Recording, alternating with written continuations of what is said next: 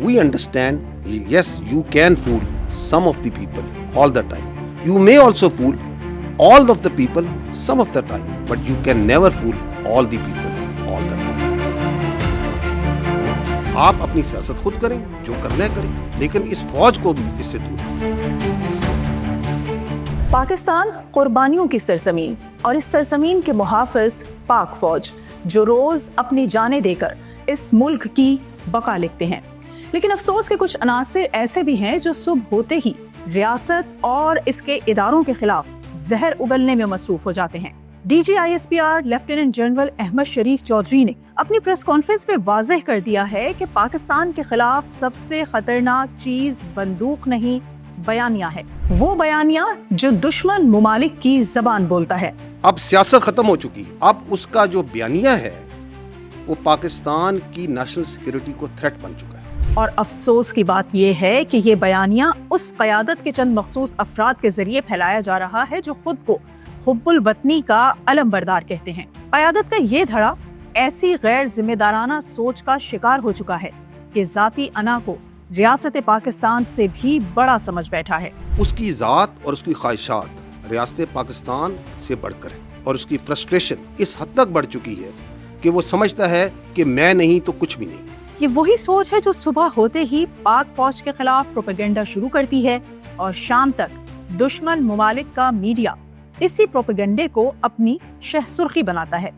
اگر بیانیہ دشمن کے ہاتھ میں کھیل رہا ہو تو سوال بنتا ہے، جب کسی سیاسی جماعت کے اکاؤنٹ سے اٹھایا گیا بیانیہ ہندوستان، افغانستان اور بیرونی سوشل میڈیا پلیٹ فارمز پر ویسا ہی چلتا ہے، تو کیا یہ محض اتفاق ہے یا پھر کسی اور منصوبے کا حصہ؟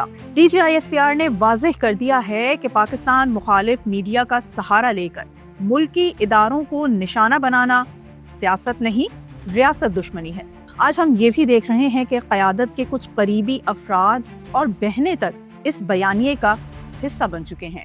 سوشل میڈیا پر ایسے مہمات چلائی جا رہی ہیں جو ملک میں انارکی اور تقسیم کو فروغ دیں. یہ مہمات صرف اندرونی نہیں، بیرونی دشمنوں کے بیانیے سے مکمل ہم آہنگ ہیں. ریاستی اداروں کو مسلسل نشانہ بنانا، مسلح افواج کے خلاف شک، نفرت اور سازشیں پھیلانا، پاکستان کو کمزور دکھانے کی کوشش کرنا، یہ وہ سیاست ہے جو دشمنوں کو تو خوش کرتی ہے لیکن پاکستانی عوام نے اسے مکمل طور پر مسترد کر دیا ہے. پاکستان کی مسلح افواج کبھی کسی لسانی، سیاسی یا ذاتی ایجنڈے کی نمائندگی نہیں کرتی. یہ ادارہ صرف ایک چیز کی حفاظت کرتا ہے اور وہ ہے یہ ارض وطن جو کئی شہداء کی قربانیوں سے حاصل ہوئی ہے.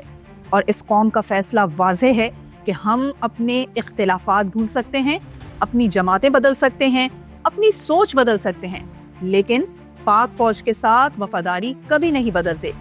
یہ فوج ہماری پہچان ہے، یہ فوج ہماری ڈھال ہے، یہ فوج ہمارے شہیدوں کی امانت ہے.